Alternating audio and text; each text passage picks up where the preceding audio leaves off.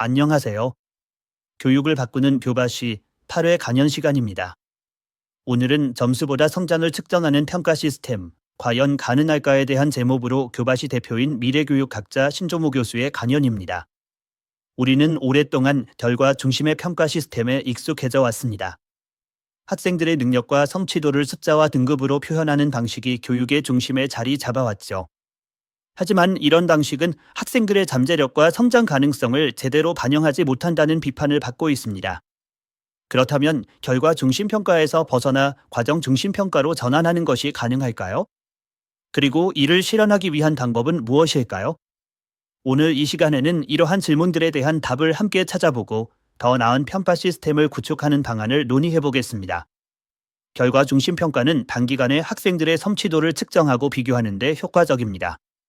특히 대규모 시험을 통해 학생들을 일정한 기준으로 평가하고 순위를 매기는 방식은 객관적이고 공정하다는 장점이 있습니다. 그러나 문제는 이러한 방식이 학생들의 진정한 성장을 반영하지 못한다는 점입니다. 예를 들어 한 학생이 시험에서 낮은 점수를 받았다고 해서 그 학생이 전혀 발전하지 않았다는 의미는 아닙니다. 오히려 그 학생은 자신의 약점을 파악하고 개선하려는 노력을 통해 산단한 성장을 이루었을 수도 있습니다. 하지만 결과 중심 평가에서는 이러한 노력과 변화가 드러나지 않으며 결국 학생들은 단순히 점수를 올리는 데 집중하게 됩니다. 이는 학생들의 창의적 사고와 자기주도적 학습 능력을 저해하며 학습의 본질적인 목표인 성장과 발전을 가리게 됩니다. 결과 중심 평가의 또 다른 문제는 학생들에게 과도한 스트레스와 경쟁을 유발한다는 것입니다. 많은 학생들이 시험 점수와 등급에 지나치게 집착하며 자신의 가치를 점수로만 판단하게 됩니다. 특히 입시 중심의 교육 환경에서는 이러한 경향이 더욱 심화됩니다. 예를 들어 학생들이 특정 시험에서 단 몇 점 차이로 자신의 미래가 결정된다고 느낄 때 그들은 실패를 두려워하고 모험을 꺼리게 됩니다. 또한 결과 중심 평가는 학생들의 다양한 역량을 종합적으로 평가하지 못합니다. 예를 들어 협업 능력이나 문제 해결 능력, 창의적 사고 같은 중요한 역량은 숫자로 표현되기 어렵기 때문에 평가에서 제외되는 경우가 많습니다. 이러한 한계는 학생들이 자신의 잠재력을 충분히 발휘하지 못하도록 방해하며 궁극적으로는 교육의 목적을 왜곡시키는 결과를 초래합니다. 그렇다면 결과 중심 평가에서 벗어나 과정 중심 평가로 전환하는 것이 가능할까요? 그리고 이를 어떻게 실현할 수 있을까요? 첫 번째로 평가의 목적을 재정립해야 합니다. 현재의 평가 시스템은 학생들의 성취도를 측정하고 비교하는 데 초점을 맞추고 있지만 평가의 궁극적인 목적은 학생들의 성장을 돕고 개선할 수 있는 방향을 제시하는 데 있어야 합니다. 이를 위해 평가는 단순히 결과를 판단하는 도구가 아니라 학생들에게 피드백을 제공하고 성장 가능성을 보여주는 도구로 활용되어야 합니다. 예를 들어 학생들이 자신의 학습 과정을 돌아보고 어떤 부분에서 발전했는지, 어떤 부분이 개선되었는지를 명확히 인식할 수 있도록 해야 합니다. 이를 통해 학생들은 자신이 어디에서 성장했는지 알 수 있으며 앞으로 어떤 방향으로 나아가야 할지 구체적인 목표를 설정할 수 있습니다. 두 번째로 평가의 방식을 다양화해야 합니다. 현재의 평가 방식은 대부분 논술형이나 객관식 문제로 이루어져 있으며 이는 학생들의 이해도나 암기 능력을 측정하는 데는 적합할 수 있지만 학습 과정에서의 성장을 평가하는 데는 부족합니다. 따라서 우리는 평가 방식을 단순히 지식을 측정하는 데 그치지 않고 학생들의 창의적 사고와 문제 해결 능력을 평가할 수 있도록 재구성해야 합니다. 예를 들어 프로젝트 기반 평가나 포트폴리오 평가를 도입하여 학생들이 스스로 문제를 발견하고 해결하는 과정을 평가할 수 있습니다. 이런 방식은 학생들이 자신만의 관점과 방법으로 문제를 접근하도록 돕고 창의적 사고를 발휘할 수 있는 기회를 제공합니다. 또한 형성평가, 포머티브 어세스먼트 방식을 통해 학생들이 학습 과정에서 계속해서 피드백을 받고 개선할 수 있도록 지원해야 합니다.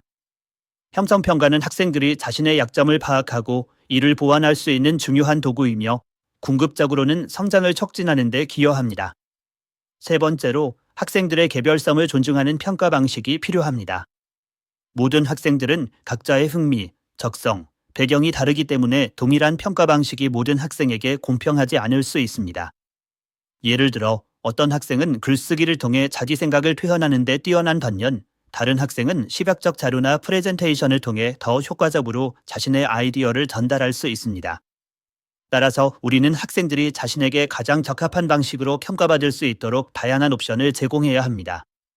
이를 통해 학생들은 자신이 잘하는 분야에서 자신감을 얻고 자신의 잠재력을 최대한 발휘할 수 있게 됩니다. 또한 평가 방식을 다양화함으로써 학생들이 자신의 흥미와 열정을 발견하고 이를 바탕으로 진로를 설계할 수 있도록 돕는 것도 중요합니다.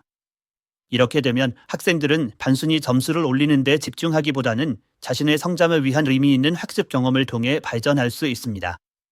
네 번째로, 평가 과정에서 실패를 인정하고 이를 긍정적으로 활용해야 합니다.